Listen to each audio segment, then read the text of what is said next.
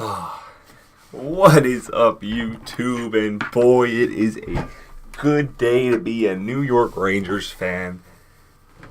Another hockey talks, and we will be doing NHL 3s with, you guessed it, we'll be going against the Vancouver Giants just because Bowen Bryant's another top prospect. But right to the left, Kakko Makar, projected number 2 pick, and the New York Rangers with, I would say, some luck since Chicago moved up there, moved into the top 3 and got the 2nd overall pick.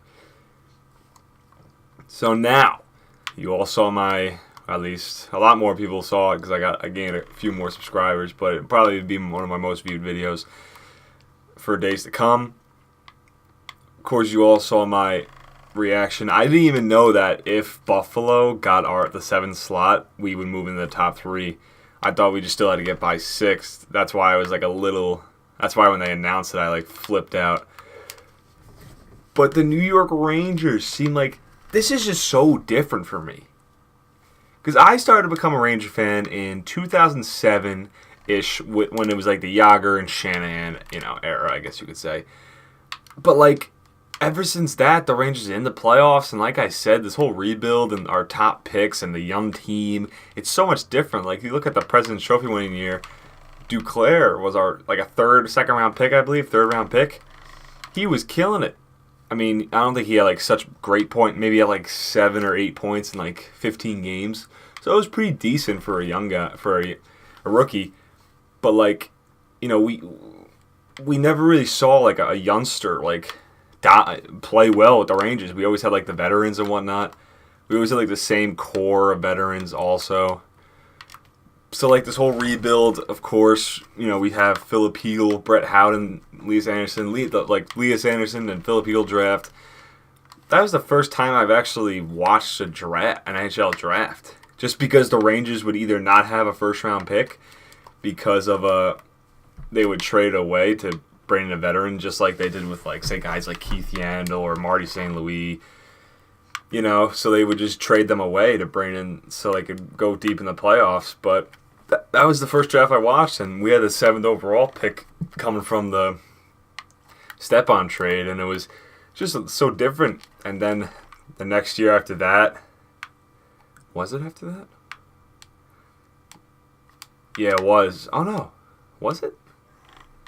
No, yeah, the next year after that, we have a terrible year, I would say, for a team that was actually probably projected to go into the playoffs. I think we had the best defense rated in the Metropolitan Division.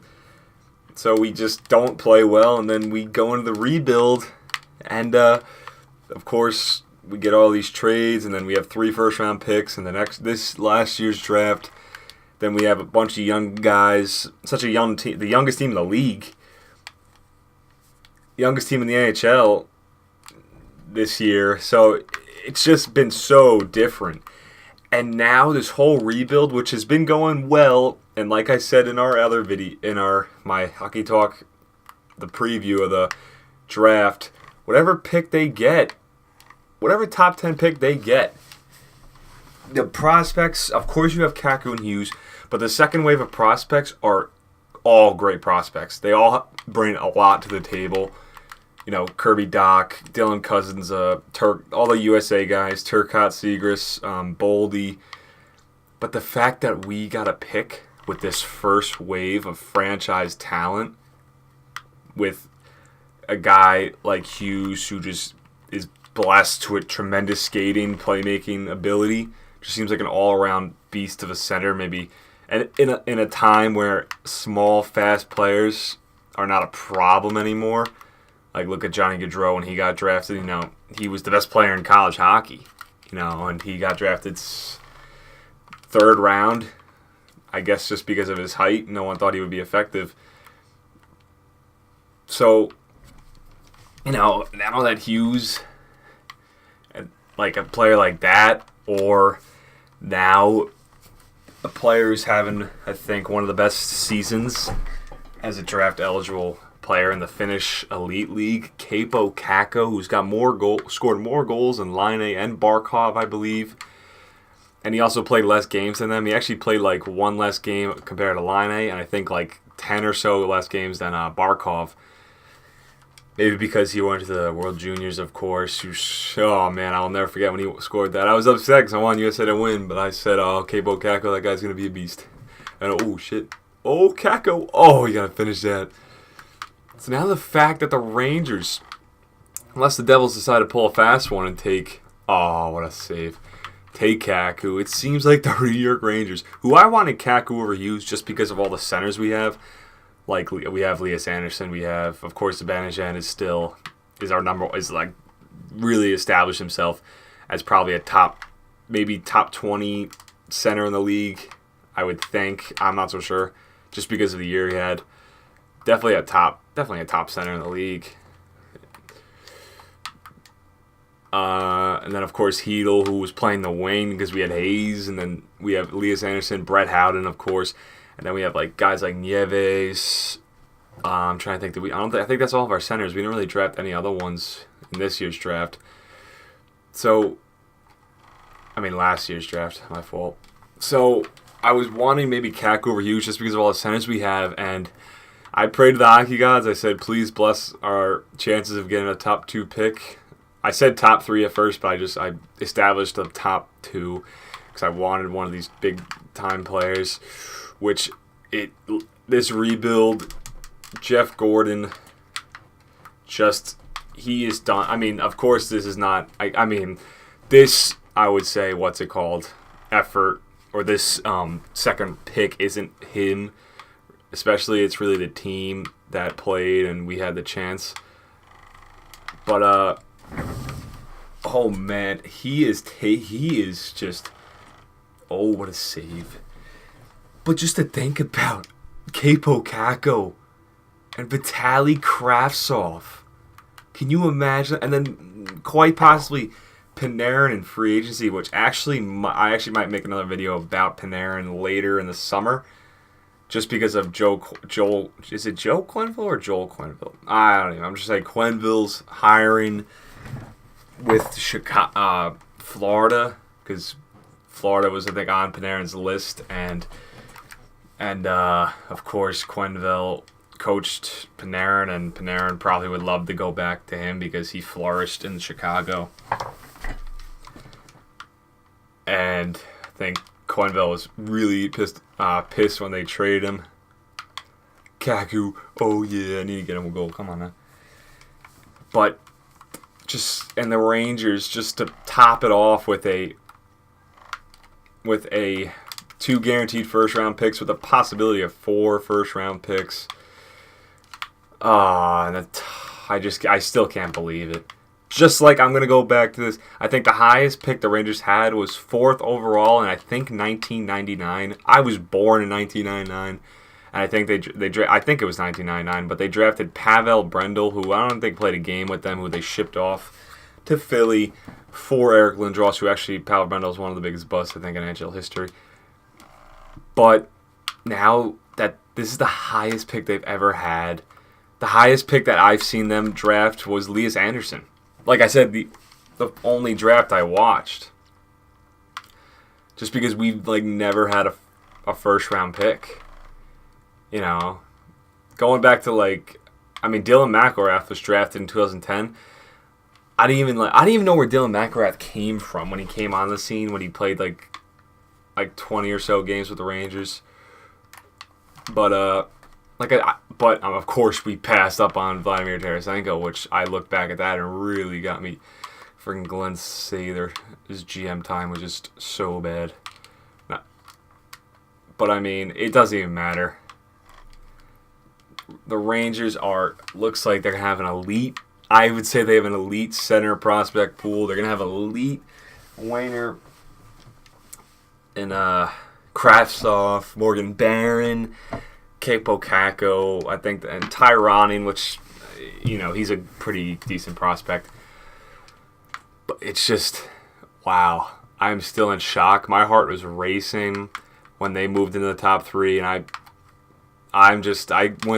woke up today early, surprisingly, and went to class just such a good mood. I think this is probably one of my maybe the most the most happiness I've gained of being a Ranger fan. I think I might even be more excited about this than when we went to the Cup. Oh, then let me do the move in 2014. I might be more happy about this just because this is a it's going to be a franchise-changing player. But you know what else? I've kind of talked about the Rangers, a lot. But you know what else is in this? Of course, the New Jersey Devils taking Jack Hughes, number 1. But I kind of like it. Which a lot of people were like, "Oh, the Devils had to get the first pick." But this is going to reborn. This rivalry is reborn. Take a look at the playoffs when the Rangers played the Devils. From 2000 to 2010. It was always Brodeur. And Brodeur versus Lundqvist, Sean Avey versus Brodeur. It was so good. It was one of the best things to watch. The most entertaining rivalries ever. Of course, you see in 1994. And now that the Devils and Rangers are the top 2 picks, oh man, Kakko Makar's killing it. This is going to be a historic draft. Everyone's going to come back to and say, "Oh, the Rangers, it's going to." If you thought all this talk about Kakko Makar versus Hughes, now there's going to be competition. Of course, there was say that Jack Hughes went to Colorado and Kakko Makar went to. We'll just say that Colorado, and say he went to the Red Wings. Oh no, not that. Even that, that would yet again reborn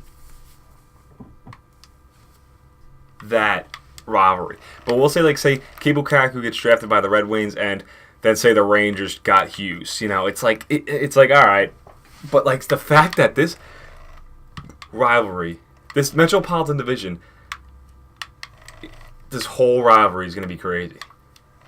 If you thought, oh, it's Kakko versus Hughes, now it's literally going to be Kakko versus Hughes just because of the rivalry. I'm actually pretty excited that the Devils got the first overall pick. I mean, I think we still have a better prospect pool. We're still a better team than the Devils. But, I mean, their mission is accomplished. Lose for Hughes. But, oh, man, this is what I'm most excited about. The Kakko versus Hughes, Devils-Rangers rivalry. That is what I'm so excited about. I don't even, like I said, people were bummed about the Devils getting it. I'm excited that the Devils got Jack Hughes. I'm actually excited. I'm actually kind of happy for the Devils. Just because if it was if the Rangers stuck at 6th and the Devils got the first pick, I would be a lot madder. A lot more mad, I guess. I'm trying to, my English. But the fact that the 2 top guys in 2 teams that are just not in the playoffs right now, and I mean, I think the Rangers could definitely be a playoff team next year. I think they have they actually also have money to spend in free agency. They have, of course, Kakko seems like he'll be the guy, and they have Kravtsov coming, hopefully. They didn't sign him yet, but it seems like he'll come. Can you just imagine a Rangers-Devils playoff series?